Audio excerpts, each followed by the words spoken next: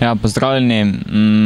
Prvo tekmi z Aluminijem smo malo fizično padli in zato smo si vzeli malo 3 dni pauze, 4 in pol pa smo intenziteto treningu dvignili in mislim, da smo zdaj pripravljeni na prvenstvo. Domžale so tradicionalni neugoden nasprotnik, so zelo kompaktna, agresivna ekipa in zelo izkušena, tako da bomo mi dali vse od sebe in poskušali, da 3 točke ostanejo doma.